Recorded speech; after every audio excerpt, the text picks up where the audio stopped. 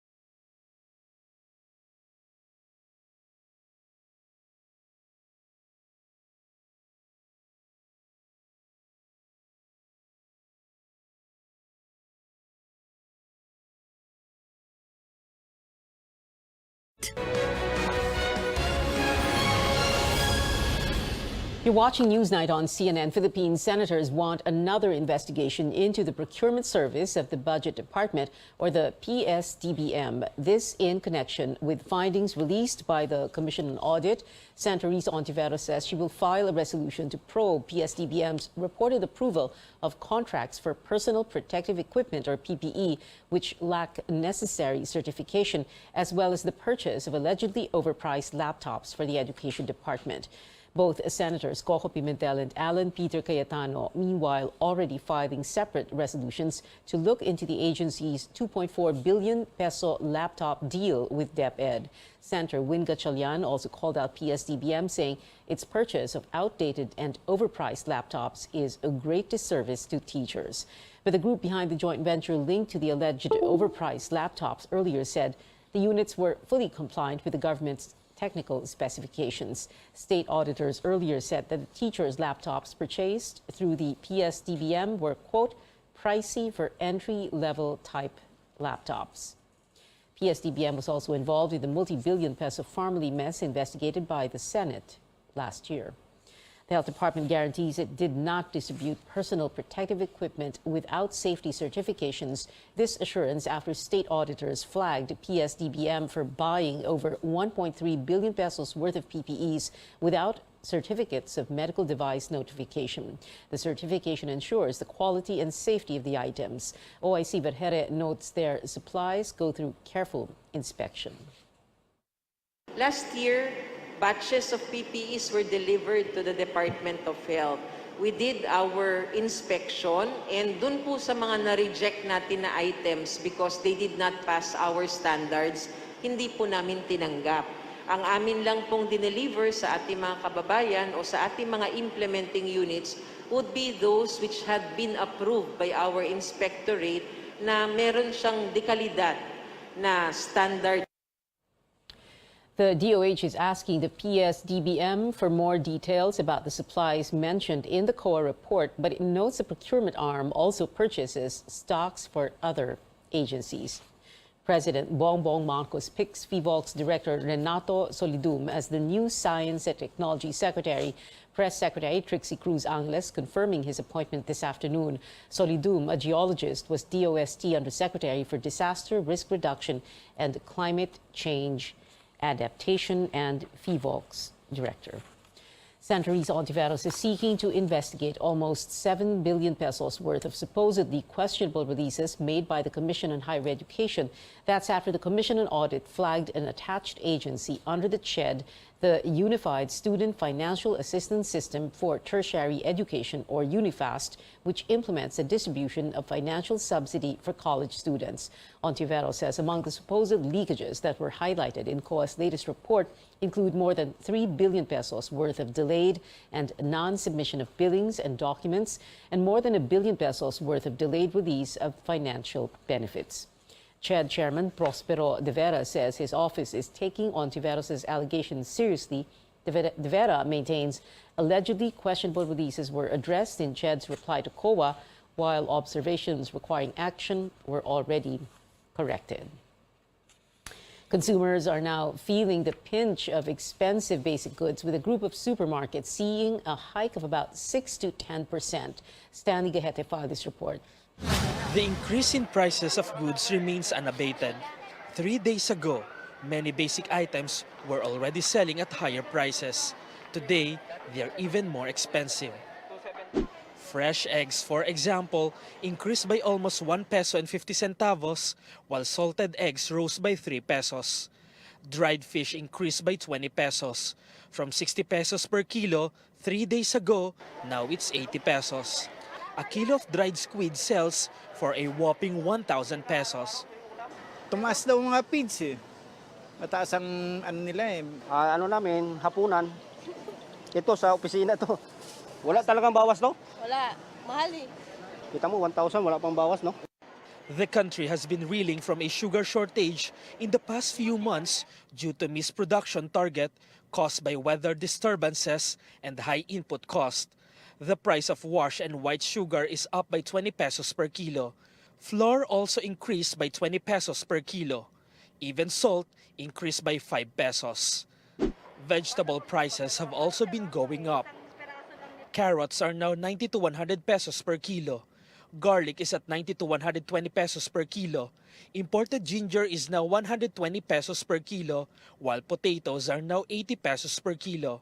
While still expensive, there are items whose price have gone down. From 200 pesos per kilo, chicken now costs 170. Pork went down by 50 to 60 pesos per kilo, while beef tenderloin now goes for 600 pesos per kilo. Prices at supermarkets are also rising. The cost of production, number one, nagtaas. Number two, nung March, pagpasok ng Russia sa Ukraine, disruption sa supply, hindi nakarating ang mga raw materials.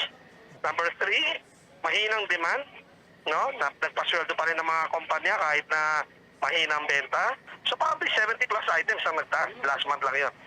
So this month, siguro meron ng mga 35 items na nagtaas. Consumers say the rising prices have added to their financial woes, noting it's also the resumption of classes. Ramdam na ramdam naman talaga. Di ba? Kulang sa budget talaga. Kaya minsan, siyempre nakakautang.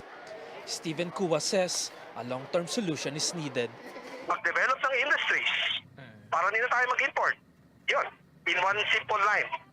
Stanley Gaete, CNN Philippines. Sugar prices also rising. A group of sugar producers blames middlemen and not the lack of supply. The United Sugar Producers Federation, or UNIFED, notes supply is enough because the milling season has just begun. Yung asukal nga nandyan sa merkado po, hindi na kami ang may-ari yan. Kami mga planter, mga farmers. Nabenta na namin lahat yan at 45 pesos per kilo. So, yung nasa merkado ngayon, 80 up to 100, parang sobra-sobra na yan. Ang daming mga middlemen yan, ma'am, no?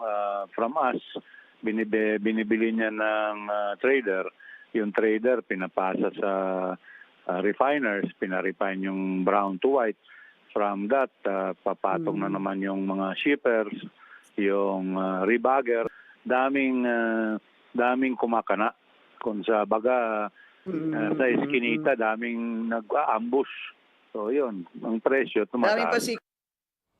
UNIFED also thanks President Marcos for stopping the plan to import 300,000 metric tons of sugar. We are already producing raw sugar. Why are you going to import raw? Sino na naman ang binigyan ng favors to? Yun ang hindi na maganda to. Iba na to, ibang usapan na. At a time when more Filipinos are going hungry, why is there so much food wasted and what should be done to avoid that? As Amor Santos tells us, a Senate bill seeks to address the issue. Despite having trouble meeting their daily needs, Auring admits food is sometimes wasted in their household. Kasi nga dito pagka yung ulam ng tanghali, sa gabi tamad na silang ulamin. Mapapanis na yun, wala nang mag-uulam. Nakalakahan na nila yun. And since she's busy with her sari-sari store business and other chores, minsan nga isdang hilaw eh. Hindi ko na napansin nasa lababo, nung gabi na mabaho na. Mahal pa ng isda ngayon, 160, 180 kilo.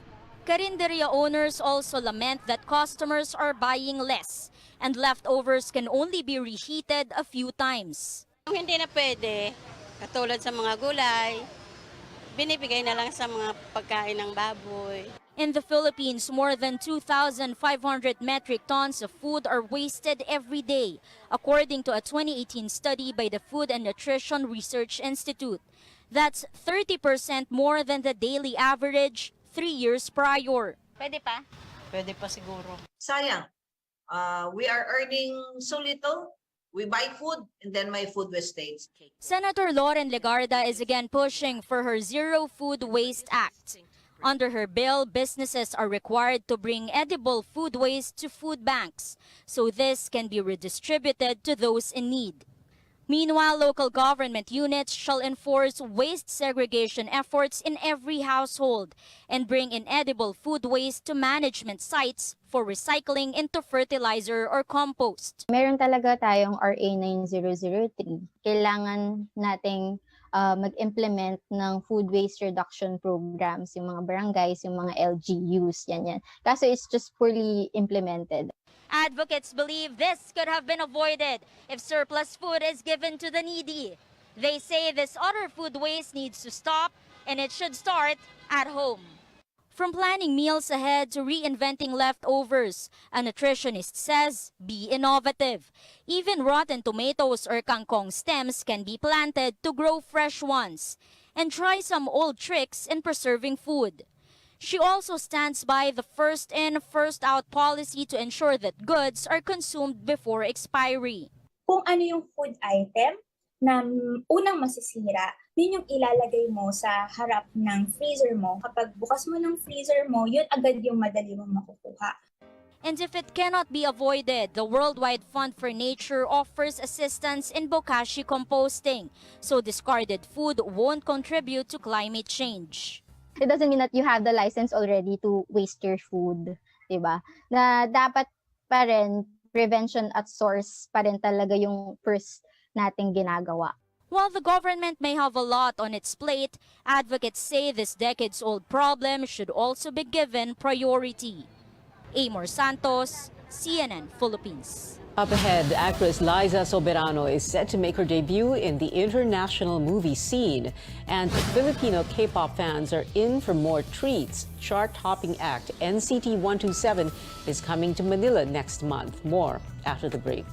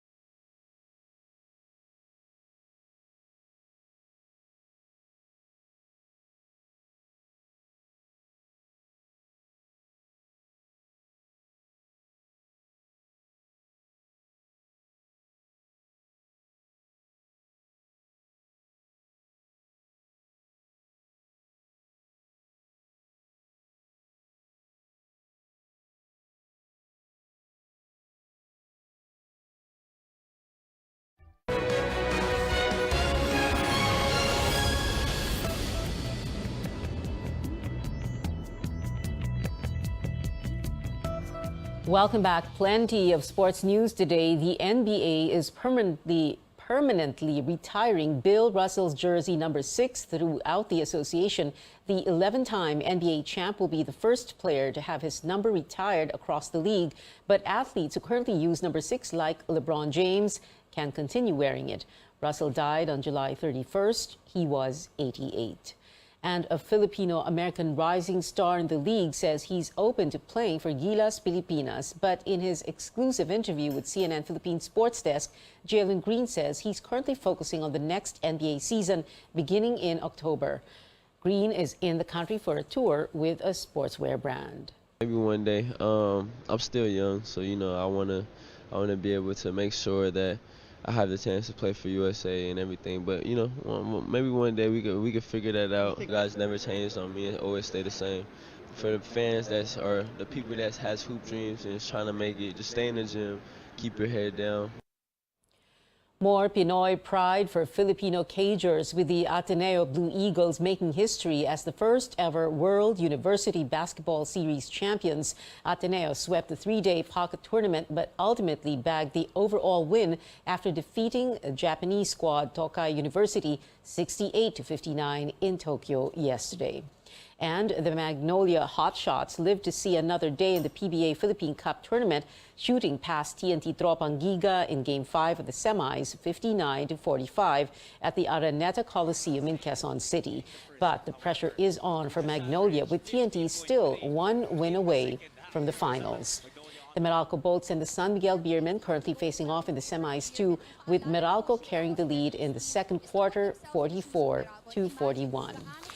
In entertainment, these Filipino actresses are taking on a new role as a mother. Jessie Mediola is pregnant with her first baby with TV host Luis Manzano. The couple proudly announced this in a YouTube vlog. And Isa Calzado is going from Darna to Supermom. The TV host and actress calls her pregnancy the most beautiful birthday gift as she turns 40 today. Isa also says her first baby with her non-showbiz husband, Ben Wintle, is a miracle. And this Filipino actress is proudly taking her talents to Hollywood. Liza Soberano reposted an article on her social media pages confirming she was cast in the horror comedy film Lisa Frankenstein alongside stars like Cole Sprouse of Riverdale. Liza says she is ecstatic to be part of the movie based on the classic novel Frankenstein. This one's for Pinoy NCTzens. The chart-topping K-pop group NCT 127 is coming to the Philippines. Neo City, Manila. The Link is happening on September 4th at the Mall of Asia Arena in Pasay City. Tickets are up for sale by August 21st, with prices ranging from 3,500 to 12,000 pesos. The September excitement extends to 18 or fans of SB19, with the P-pop act revealing its concert tour kicks off next month. The video teaser also says a new single will drop in September. And that is it for now. Join me again on News.ph at 7 p.m. I'm Pia Ontiveros for Newsnight, where we go above and beyond the headlines.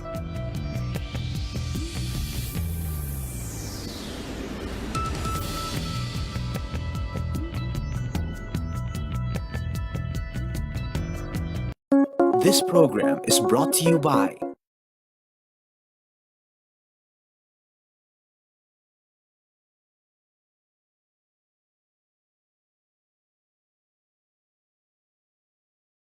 to move. Not only can physical activity lower the risks of hypertension, type 2 diabetes, coronary heart disease, stroke, and cancer, but it can also beat depression as well as anxiety. But what if your budget prevents you to enroll in a gym or hire a fitness instructor? In this episode, we'll walk you through ways to be fit anywhere and anytime. I'm Dr. Freddy Gomez, and welcome to MedTalk Health Talk on CNN Philippines.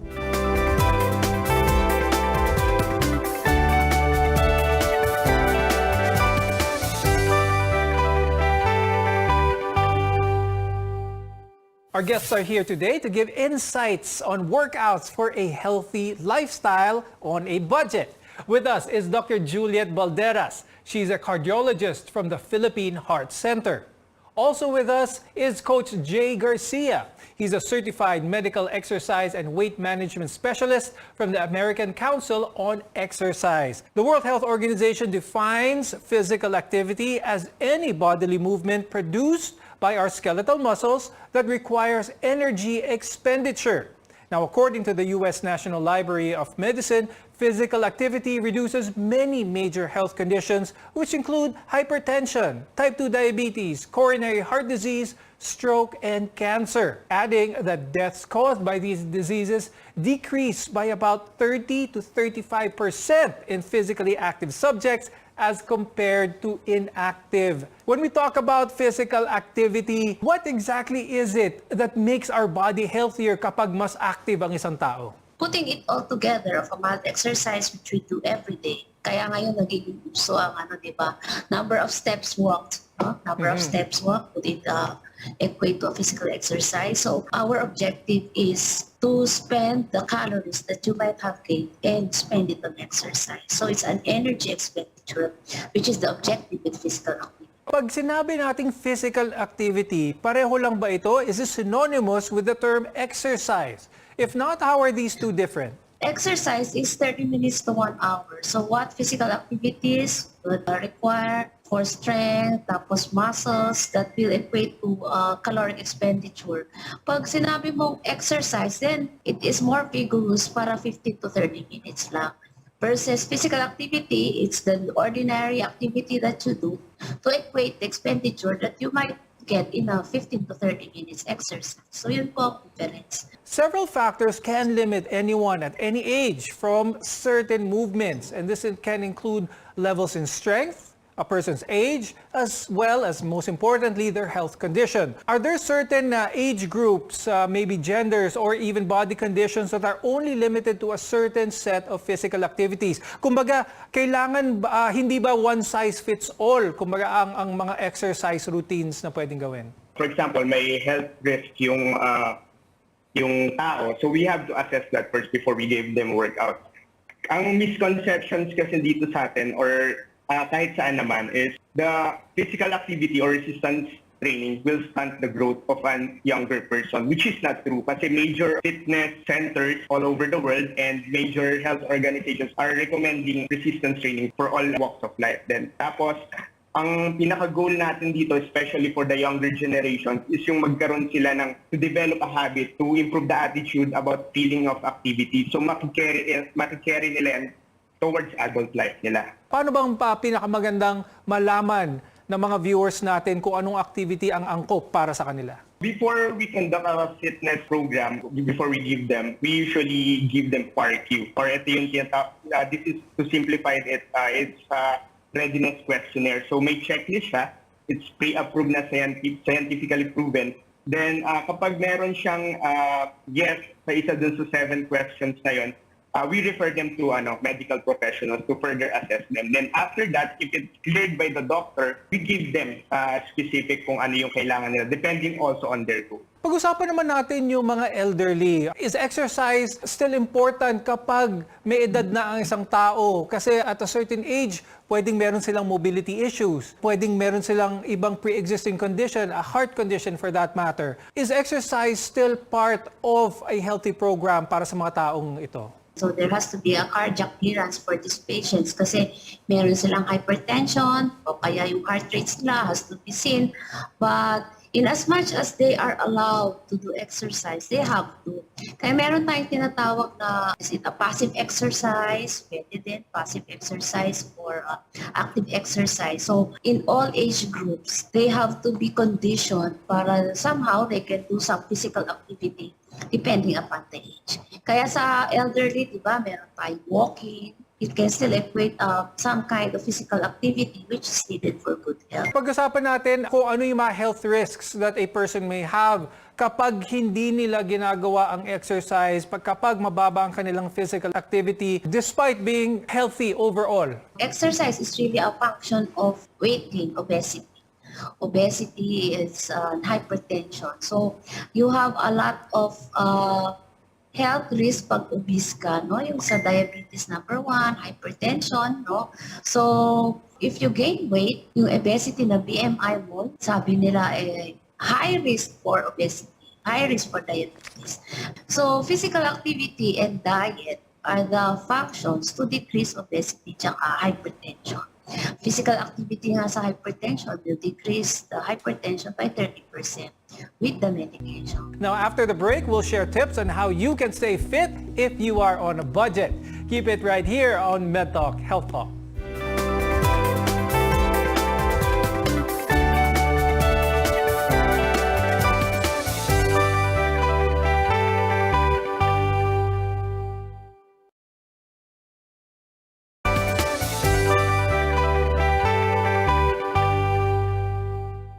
I'm Dr. Freddy Gomez and welcome back to MedTalk Health Talk, where caring is our calling.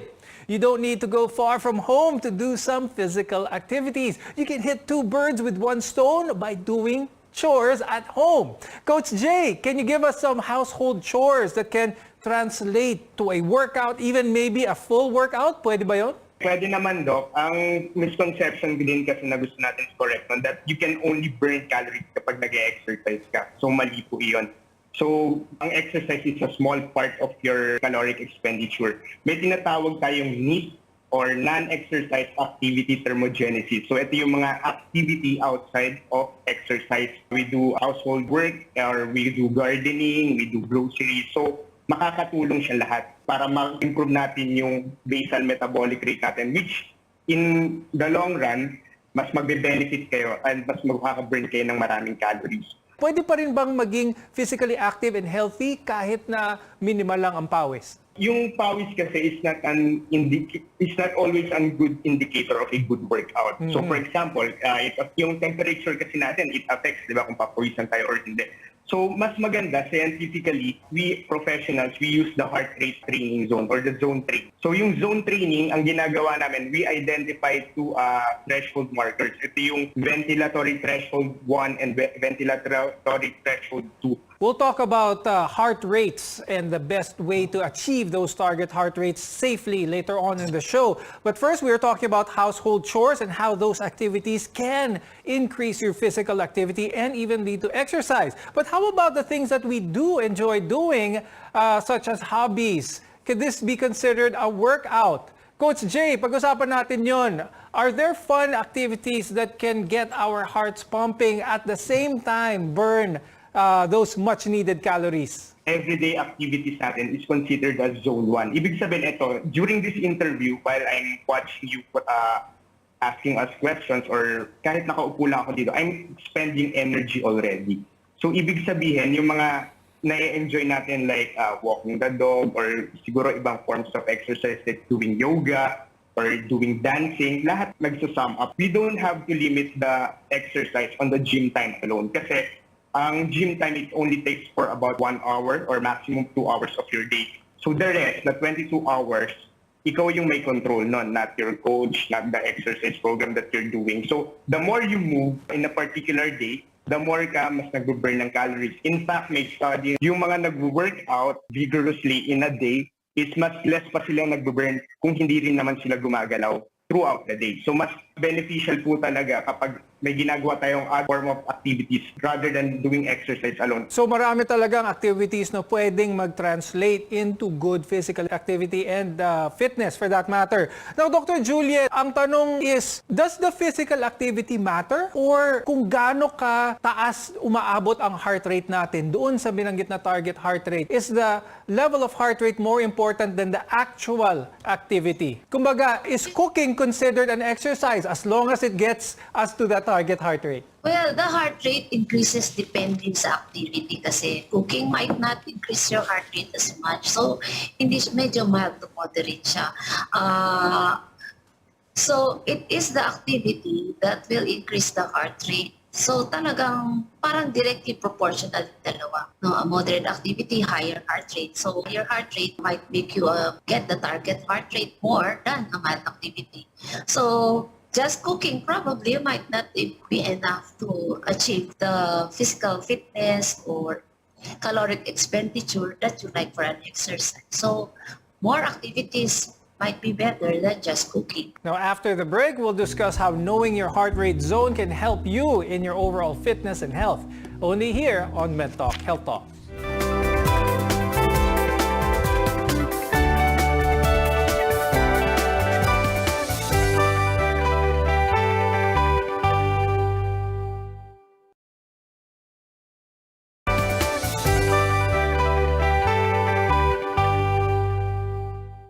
I'm Dr. Freddy Gomez and welcome back to MedTalk Health Talk, where caring is our calling. One of the ways to know that if you can keep up with the demands of a physical activity is your heart rate zone. Dr. Juliet, pag-usapan natin naman yung heart rate ng isang tao. How important is it? Is there a way that they can physically know kung anong heart rate zone nasaan sila without the use of a heart rate monitor? Basically, for you to know your maximum heart rate, your maximum heart rate is 220 minus your age. So if you are 45 years of age, 220 minus 45. Then you have what you call your resting heart rate. Your resting heart rate is your heart rate when you don't have an activity. So you subtract now your target heart rate minus the resting heart rate is your target heart rate. So what happens is during an activity, you don't have to go in excess of your computed heart rate. Kailangan, if you have a moderate activity, it should be only between 60 to 75% of your computed heart rate. And then if you have a severe activity, it should be 75 to 93% of your computed heart rate. So exceeding that might be a health hazard. That's why sometimes we have sudden death during exercise. So keeping your heart rate within range, within heart rate, during moderate to severe exercise is very important. Meron bang paraan, Dr. Juliet, na malaman nila? Is there a way to gauge kung ano ang adequate heart rate kapag nag-exercise ang isang tao? Could conversation be a good clue?